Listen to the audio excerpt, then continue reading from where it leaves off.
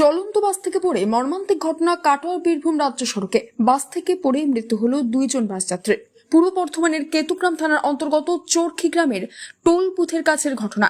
মৃত সোমনাথ চোংদার ও টিপু সুলতান কেতুগ্রামের বাসিন্দা। ঘটনায় শোকের ছায়া এলাকা জুড়ে। মৃত টিপু সুলতানের ভাই আবু হাসিম বলেন, আমার দাদা বর্ধমানে হোটেলে কাজ করত। সে কাজের জন্য প্রত্যেক দিনই বর্ধমান যেত।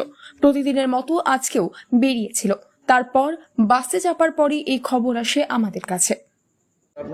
আমরা কি বাসে উনি যে ফার্স্ট গাড়িতে যায়, প্রতিদিন যায় ওই বাসটায় বর্ধমান আমরা হোটেল আছে, হোটেল চালাই। এইবার বাসে যেতে যেতে এবং ধরুন দুই সাইডে বাস লরি জাম ছিল। তারপর আমরা ওই গ্যাপে যাওয়ার পরে ওই গাড়ি ধাক্কা লেগে পড়ে বাস থেকে পড়ে যায়। হ্যাঁ, রানিং বাস থেকে বাসে প্রচণ্ড ভিড় ছিল, পড়ে যায়। এবার যেই আমরা খবর শুনছি এই ব্যাপার যে 2 জন মারা গেছে, হ্যাঁ, তখন আমরা সব গাড়ি থেকে বার হই, দেখছি আমার একটা দাদা। আর এটা ধরুন আমাদের এই বন্ধু বান্ধব ক্লাস এনারা ভালো না, বুঝলো। নিয়ে এবার পুলিশ এসে লাস্টে কোথা থেকে কোথায় বাসটা যাচ্ছিল? 4টা থেকে কলকাতা, 4টা থেকে কলকাতা। আর আপনার দাদা কোথায় কাজ করে, কোথায় ব্যবসা করতেন? ওই বর্ধমান দুবরাজে। হ্যাঁ, হোটেল আছে নিজস্ব। কি নাম আপনার দাদা? টিপু সুলতান। আর আপনার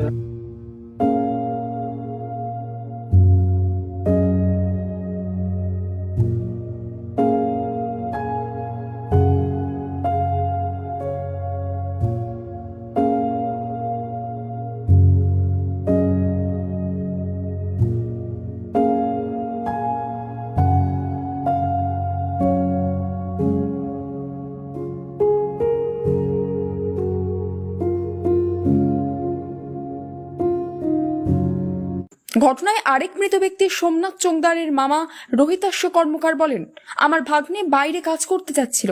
কেতুগ্রামে বাসে চাপার কিছুক্ষণ পরই এই দুর্ঘটনার সংবাদ আমাদের কাছে আসে। ভাগ্নেটা কাজের জায়গা যাচ্ছিল, যেতে বাসে চেপেছে। ওখানে কোথা থেকে? কেতুগ্রাম থেকে বাসে চেপেছে। বাসে চাপছে, ও সাঁতরাগাছি যাবে। এবার সাঁতরাগাছি থেকে হয়তো কোনো এক জায়গায় যাবে কাজের, মানে ও কম্পিউটারে কাজটা করে বেশি, দিয়ে ও যাবে বলে ও বাসে চেপেছে। বাসে চাপার পরে মোটামুটি মিনিট 15-20-র মধ্যে ফোন করে আমাকে, 15 মিনিটের মধ্যে আমাকে ফোন করার পরে আমি তখন মোটরসাইকেল নিয়ে বেরিয়ে গেলাম। দেখলাম চোরকি ব্রিজে পড়ে আছে, আর বাসটা দ্রুত গতিতে বেরিয়ে গিয়েছে। চোরকি ব্রিজে যে টোলটা আছে, টোলের এ সাইডে মেলা গাড়ি দাঁড়িয়ে, ওই সাইডে মেলা গাড়ি দাঁড়িয়ে। এবার মধ্যে দিয়ে যেতে গিয়েছে, এবার বাঁয়ে চাপিয়েছিল।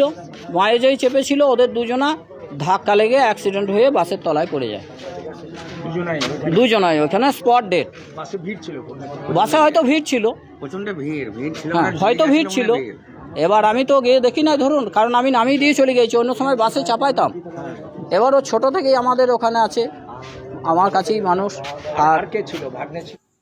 জানা যায়, প্রত্যেক দিনের মতো দক্ষিণবঙ্গ রাষ্ট্রীয় পরিবহন নিগমের আওতাধীন সরকারি বাসটি চাকটা থেকে ধর্মতলার উদ্দেশ্যে যাচ্ছিল এবং সেই বাসেই চলন্ত অবস্থায় পড়ে গিয়ে এই দুর্ঘটনা ঘটে। যদিও দুর্ঘটনার পর বাসটি ঘটনাস্থল থেকে চলে যায় বলে অভিযোগ। পরবর্তীতে খবর পেয়ে কেতুগ্রাম থানার পুলিশ ঘটনাস্থল থেকে মৃতদেহ উদ্ধার করে ময়নাতদন্তের জন্য কাটোয়া মহকুমা হাসপাতালে পাঠায়। Bureau report, news network 7।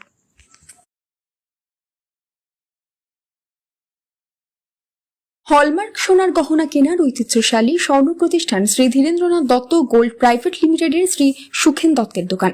এখানে পাবেন বিবাহ উৎসব ও উপহারের জন্য হালকা থেকে ভারী সব ধরনের সোনা, রূপা ও হীরার গহনার অফুরন্ত সম্ভার।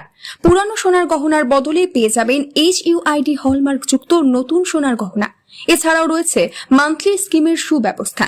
ঠিকানা কাছারি রোড, চৌরাস্তা, টেলিফোন ময়দান, কাটোয়া, পূর্ব বর্ধমান। কাটোয়া শহরের অন্যতম প্রাচীন ব্যবসায়ী প্রতিষ্ঠান new Shri Gouranga tea store. প্রসিদ্ধ চা ব্যবসায়ী, খুচরো ও পাইকারি চায়ের এই প্রতিষ্ঠান শহরে প্রায় 80 বছর ধরে সুনামের সঙ্গে ব্যবসা করে চলেছে। ঠিকানা কাটোয়া স্টেশন বাজার, চৌরাস্তা।